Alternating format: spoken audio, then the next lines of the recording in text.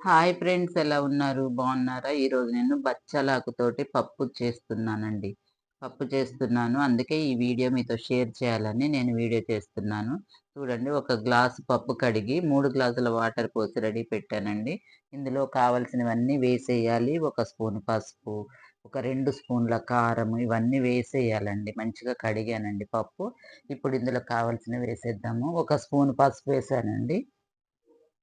2 స్పూన్ల కారం అండి. కారం మీ టేస్ట్‌కి తగ్గట్టు వేసుకోవచ్చు. నేనైతే 2 స్పూన్ల కారం వేస్తున్నాను. ఒక స్పూను ధనియాల పొడి కూడా వేసానండి. అలాగే చింతపండు ఒక 5, 6 రెబ్బలు కడిగి వేయాలి. పచ్చిమిర్చి ఒక 6, 7 పచ్చిమిర్చి వేయాలండి. టమాటా కూడా 4 టమాటాలు కడిగి వేయాలండి. ఒక స్పూన్ ఆయిల్ వేయాలి. ఈ విధంగా అన్నీ వేసేసి పప్పులో కుక్కర్ మూత పెట్టాలండి. కుక్కర్ మూత పెట్టి స్టవ్ మీద పెట్టాక ఫుల్ ఫ్లేమ్లో ఒక 6 విజిల్స్ రావాలండి. అలాగే సిమ్లో పెట్టాక కూడా ఒక 6 విజిల్స్ వస్తే చాలా మెత్తగా ఉడుకుతుంది. ఈలోపు మనము బచ్చల కూర అండి. బచ్చల కూర చాలా ఫ్రెష్గా ఉంది చూడండి. ఇలా ఉంటుందండి బచ్చల కూర. ఇది మంచిగా కడగాలి, కట్ చేయాలి. చక్కగా కట్ చేసి కడిగి జల్లిబుట్టలో వేసి పెట్టాలండి. ఈలోపు పప్పు ఉడికేసరికి మనము ఈ బచ్చల కూర చక్కగా కట్ చేసి కడిగి జల్లిబుట్టలో వేసి పెడతానండి. చూడండి, ఇప్పుడు పప్పు ఉడికేసిందండి. చాలా మెత్తగా ఉడికింది. కరెక్ట్గా వాటర్ సరిపోయాయండి. అందుకే ఇప్పుడు మనం ఏం చేయాలంటే మన పప్పు గుత్తి ఉంది కదండి, పప్పు గుత్తితోటి మెత్తగా చేయాలండి. పప్పు ఆకు వేస్తే తొందరగా మగ్గిపోతుంది కాబట్టి ఈ పప్పు చక్కగా మెత్తగా చేయాలండి. ముందే ఒక 2 స్పూన్ల సాల్ట్ వేస్తున్నానండి. ముందు సాల్ట్ వేసాక ఇలా పప్పు గుత్తితోటి మంచిగా మెత్తగా చేయాలండి. పప్పు అంతా వాటర్ మాత్రం కరెక్ట్గా సరిపోయిందండి. మళ్ళీ మనకి వాటర్ కావాలంటే చక్కగా వాటర్ వేడి చేసి ఆ వాటర్ని ఇందులో వేసేసుకోవాలి. ఎంతైతే మనకి లూజ్ అవసరమో పప్పు ఆ వాటర్ వేసేసుకోవాలండి. ఈ విధంగా చక్కగా మెత్తగా చేయాలండి పప్పు. ఇలా చేస్తే మంచిగా ఉడుకుతుందండి. ఆకేసాక కూడా పప్పు మెత్తగా ఉంటుంది. ఈ విధంగా వేసి మంచిగా తూర్చేయాలండి. పప్పు గుత్తుకున్న పప్పు అంతా మంచిగా తూర్చి. బచ్చలాకు చాలా మంచిదండి హెల్త్కి. బ్లడ్ తక్కువగా ఉన్నవాళ్ళు ఈ బచ్చలాకుతో కర్రీ చేసుకొని కానీ పప్పు చేసుకొని కానీ తింటే చాలా మంచిదండి. బ్లడ్ ఇంప్రూవ్ అవుతుంది.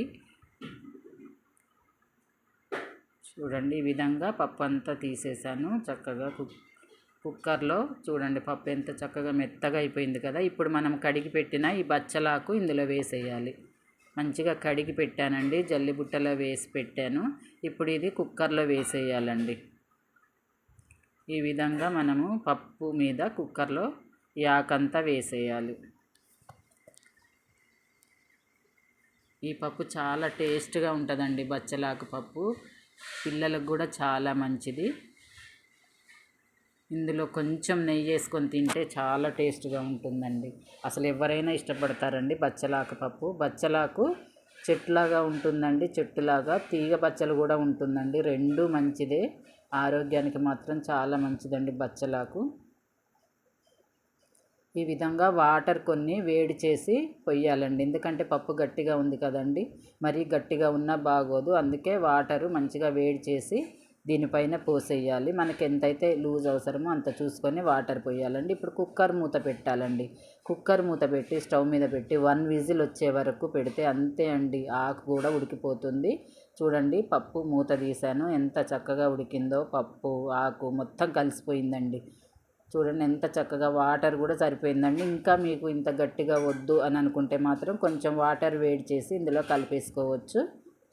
అంతే అండి. ఈ పప్పుని ఇప్పుడు మనం తాలింపు వేసేయడమే. స్టవ్ మీద ఒక డేక్షా పెట్టాలండి. చూడండి, ఒక డేక్షా పెట్టాలి. పప్పు మాత్రం చాలా మంచిగా ఉడికిందండి. చాలా చూడండి ఎంత చక్కగా. నేను కొంచెం వాటర్ కలిపానండి, వాటర్ వేడి చేసి కొంచెం కలిపాను. ఈ విధంగా ఉంటే బాగుంటుంది, మరి గట్టిగా లేకుండా. ఇప్పుడు మనము స్టవ్ వెలిగించి ఒక డేక్షా పెట్టాలండి తాలింపు కోసము. తాలింపు వేస్తే పప్పు వండటం చాలా ఈజీ అండి. ఏ పప్పు అయినా సింపుల్గా ఈజీగా చేసేయొచ్చండి, కానీ చాలా టేస్ట్గా ఉంటుంది.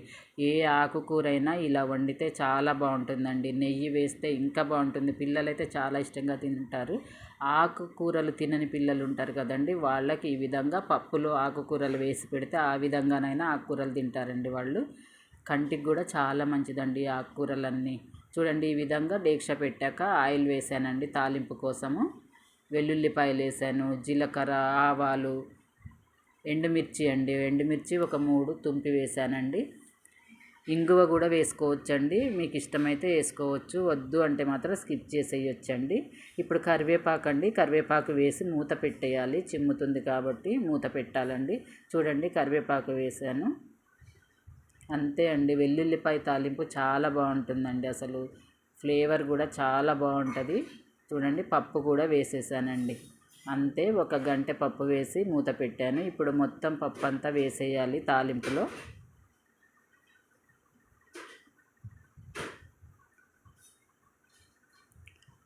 అంతే అండి, టేస్టీ టేస్టీ బచ్చల కూర పప్పు రెడీ అయిపోయింది. ఈ వేడి వేడి పప్పులో వేడి వేడి అన్నంలో కొంచెం నెయ్యి వేసుకొని తినండి, చాలా టేస్ట్గా ఉంటుందండి. పిల్లలైతే అసలు వదిలిపెట్టరు, అంత టేస్ట్గా ఉంటుందండి, చాలా బాగుంటుందండి. పిల్లలకు ఇలా వండి పెడితే కూడా వాళ్ళు ఇష్టంగా తింటారండి. పప్పు ఆకుకూర ఇలా వండి పెడితే చాలా ఇష్టంగా తింటారండి. ఈ వీడియో నచ్చితే మీరు ఒకసారి ట్రై చేయండి. నా ఛానల్ని సబ్స్క్రైబ్ చేయండి, లైక్ చేయండి, మీ ఫ్రెండ్స్ తోటి షేర్ చేయండి. చూడండి ఎలా ఉందో పప్పు, చాలా బాగుంటుందండి. మీరు ఒకసారి ట్రై చేయండి. వీడియో అంతా చివరి వరకు చూసినందుకు థ్యాంక్ యూ ఫర్ వాచింగ్.